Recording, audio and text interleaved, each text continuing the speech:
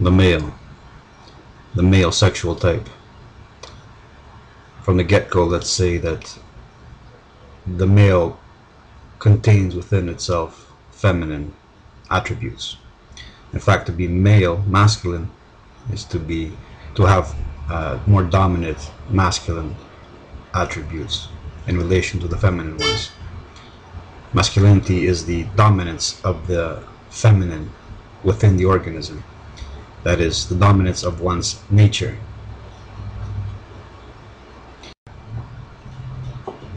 To be male is not simply to have a certain biology. It is also to have an attitude. It's a way of engaging the world. It's an essence. It's a way of being. It's a way of perceiving reality. And this attitude evolves alongside the physical attributes to facilitate the male sexual role. That is, a male has to prove himself. Unlike the female that is born with an intrinsic value, reproductive value, the male has to prove his worth in order to pass on his genes. This is why he's more creative, more willful, more authoritarian, more abstract in his thinking. He has to use his imagination to think outside the box. He does not yield to authority easily. That said, it is possible for a female, biological female, to be more masculine than a biological male, particularly in this day and age where sheltering has protected the weaker forms and has managed to propagate everything under the sun. In fact, to reproduce is considered a right these days. So everything is replicated, everything is reproduced, and if it doesn't threaten the system, it is even protected from itself. That is, technologies are used to maintain it in life, to promote it. The laws are enacted to help it participate, to take affirmative action, or take this feminism, and now take this movement, the MRA. All these are methods of trying to change the laws so they can overcome a genetic, natural weakness. The masculine energy is ordering, the disordering.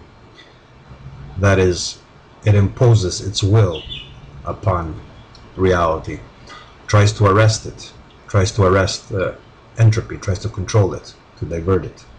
That's the essence of the masculine spirit from a metaphysical point of view.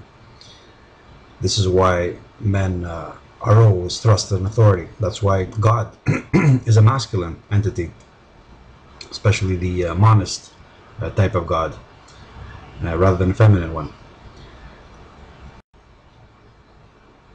But because disordering occurs naturally without any effort, whereas ordering requires effort, the male is really fighting a lost battle. But this is where he proves himself noble and he finds glory. It is in his fight to order the disordering where he becomes a rising star. He proves himself. He shows himself in his essence. He raises himself above the rabble. From a biological perspective, like I said, the male has to prove his worth in order to pass on his genes. That's why the inferior male is expendable, and only the best of the males get to pass on their genes. This is only if the system or man does not step in to change the rules for many other reasons, which I'm not going to get into now, which propagates every man in order to include him within the system, and in so doing propagates weaknesses which are unfit within natural environments, or any environments for that matter, and which require further meddling interventions in order to support them in their existence.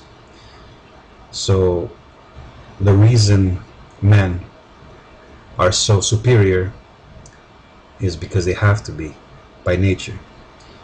So when boys cry about how men are expendable, how they have to fight wars and such, or how unfair the world is, they're really showing how effete they've become in a system that has fed them the illusion that they have rights, or that life is sacred, all life is sacred, and that all deserve and all this and all deserve that.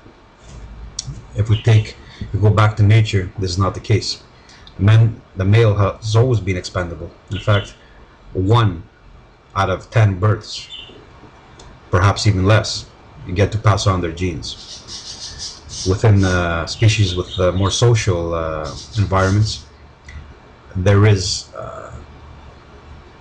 the potential of an inferior male to pass on their genes, and this is by playing the nice guy role, that is, by seducing a female with gifts, with his services, in order to gain her sexual favors and hope to pass on his genes underneath the dominant male's nose. But this is an intervention upon more natural environments, and it's an intervention caused by social behavior, which is a sheltering behavior. Therefore, the male has to prove himself to a female, in order to hope to pass on his genes. Unless the system takes away this option from the female, as was done with paternalism, making it possible for every man to pass on his genes, with all the consequences that I mentioned, this sheltering, this increase of effete males, perhaps even genetic mutations increasing to the point where they result in disease and illness.